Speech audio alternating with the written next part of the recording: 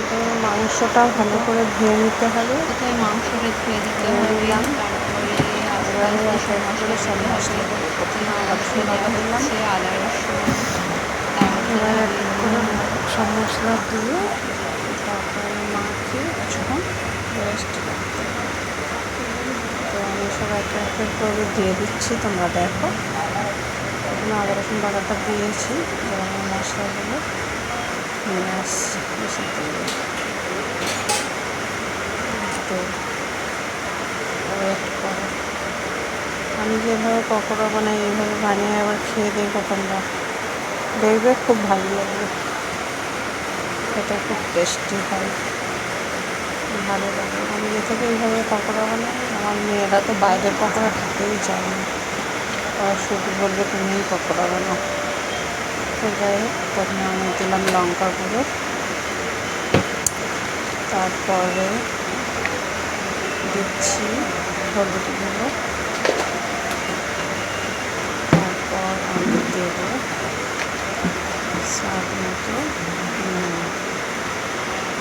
স্বাদ মতন যেমন মনে হবে দেবো, আমি স্বাদ মতন দিয়ে দিলাম। এবার আমি একটা ভাজা মশলা বাড়িতেই বানাই, ভাজা মশলাটা দিয়ে দিচ্ছি। দেখো, দিয়ে ওটাকে একটু সামান্য তেল দেবো। তার সঙ্গে আমি দিলাম কাশ্মীরি লঙ্কা আর একটু মিট মশলা দিয়ে ভালো করে সবগুলোকে একসঙ্গে মাখিয়ে একটু রেস্টে করবো। তারপর আমি এলাম, এবার 10 মিনিট পরিমাণ মতন যতটা লাগবে দিয়ে অল্প অল্প করে জল দিই, ভালো মাখিয়ে নিলাম। এবারে কড়াই তেল বসানো ছিল, গরম হয়ে গেছে তেল, আমি এক এক করে ছেড়ে দিচ্ছি। এবার আমার পকোড়া লাল লাল করে হয়ে আসলে আমার পকোড়া রেডি। এইভাবে যদি ভালো লাগে তোমরা একবার বানিয়ে খেয়ে দেখো, খুব ভালো লাগবে। কেমন লাগলো রেসিপিটা সবাই জানিও, ঠিক আছে? আমাদের সন্ধ্যার টিফিন আজকে চিকেন পকোড়া, আর এদিকে আমার ইন্ডাকশানে দুধের চা হচ্ছে। তো আমরা সন্ধ্যাবেলা সকলে আমার মেয়েরা পড়তে গিয়েছিল, এসছে, চা গরম গরম পকোড়া খাওয়া হবে।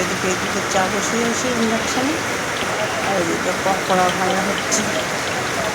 তো পকোড়া আর দুধের চা আমরা সন্ধ্যেবেলা টিফিন করছি। তোমরা সন্ধ্যাবেলা টিফিন করো আমাকে জানিও।